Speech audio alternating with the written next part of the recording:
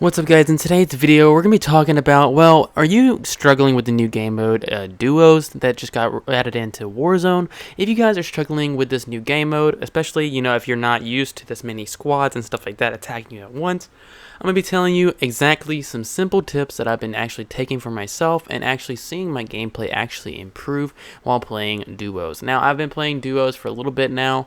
I do like the game mode a lot. I feel like it's a lot faster paced than the normal BR mode, and I'm going to be telling you exactly why. And I'm going to be telling you exactly how I've improved my own gameplay in duos. Much love again, guys. Make sure you guys do subscribe if you're new around here, and do drop that thumbs up today's video, and then do comment down below as well and tell me what do you like about this game mode and if you are actually enjoying this as well.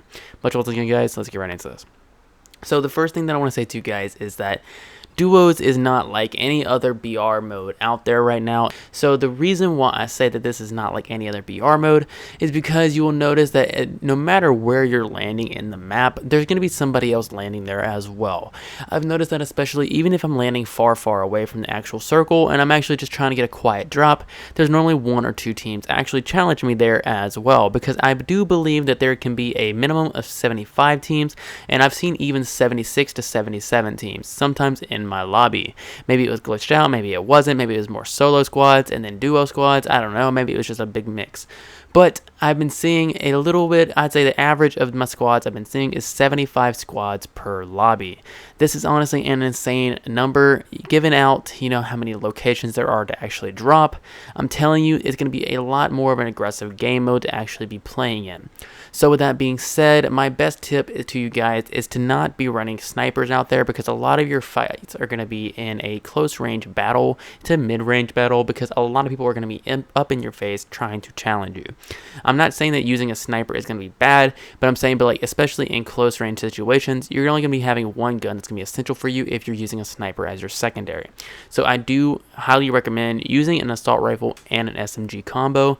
That way you can actually have the best on the fly weapon swap and actually killing people back to back.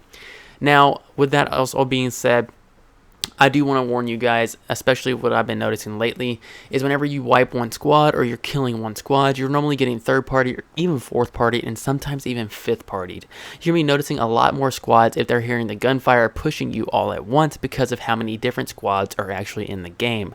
So especially if other squads are playing aggro as well, you're going to be noticing that there's about 4 to 5 different squads in your face pretty much at all times once you have started a gunfight.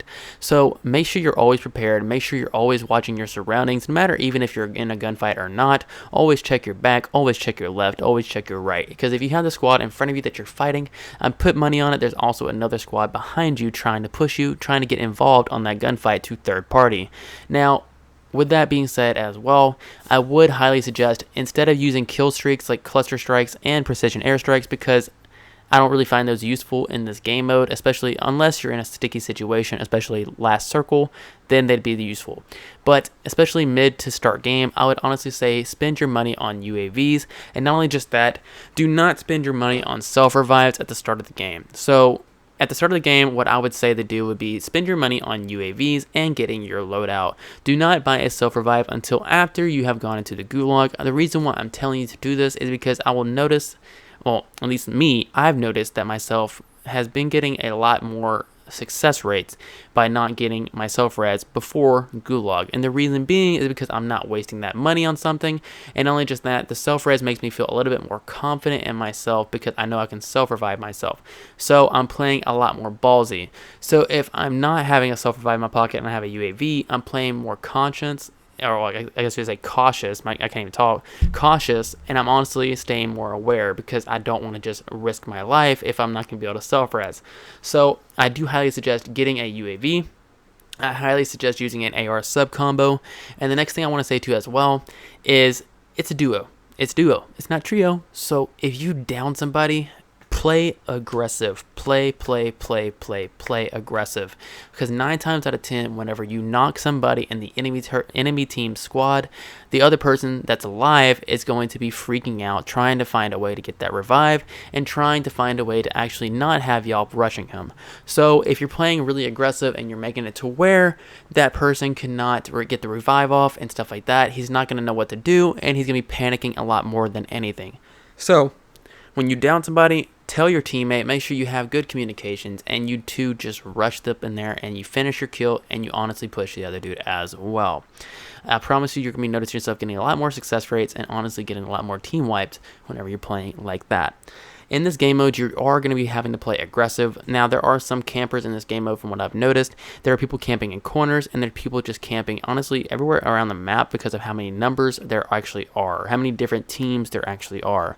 So playing aggressive is going to actually put you at a benefit because a lot of teams are going to be sitting still in some aspects. Some teams are going to be playing aggro, you're going to be noticing. But the teams that are going to be sitting still, you're going to be able to catch them off guard because they're camping. They're not really, used to the whole gunfight situation because they've just been camping. Their hands are cold. Your hands are warm. You're always moving. I'm telling you, you're going to have more of an advantage on them. So make sure that at least one person on your team is running a heartbeat sensor and at least the second person running stuns or flashbangs. I would prefer to be running stuns, because if one person on your team is running stuns, he can stun the two people and then y'all push and kill them as well. I would say it is kind of useless to have two members on your team using heartbeat sensors. I would say to at least have one person using heartbeat and one person using stuns. Y'all can talk about that before the game and get that figured out. But if both people are using heartbeats, it's kind of useless because you're already going to know where people are. So say, for instance, if somebody's like, oh, I hear something, you're going to look that direction that your teammate's saying that they're hearing something. There's no need for two teammates to have heartbeat sensors. Only one person on your team is needing to have a heartbeat sensor, especially if you guys are sticking together. So hear me out on this and actually try to get one of your teammates to actually be using stuns as well, so you can actually stun the enemy, get some more easy kills and stuff like that.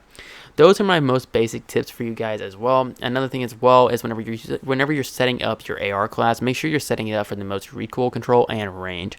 So with my M4A1, I've been putting the monolithic suppressor with the grenadier barrel, with the 60 round mags, with the operator foregrip, sometimes even the ranger, and then I either switch off being stippled grip tape or even the tac laser. That's a very, very highly overpowered class setup for the M4 in my opinion, because it gives it good recoil control and really good range, and it gives you, I guess you would say, the ability to be having, I guess you would say, more bullets in your magazine.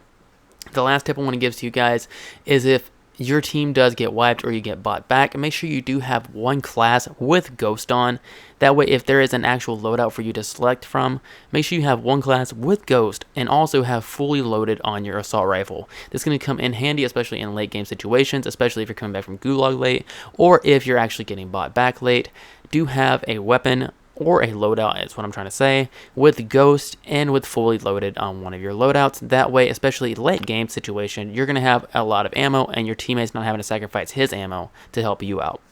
These are my basic tips for you guys, and honestly, this is how I've actually improved a lot in duos and how I've been getting a lot more wins in duos. It's only been out for a day, and I played a handful of games at the start and I got 3 wins, and that was just at the start. Like I said, I'm telling you, duos is a very fun game mode, especially once you get in the swing of things. So make sure you guys do drop that thumbs up today's video and tell me if these tips have helped you out. Much love to you guys. Peace.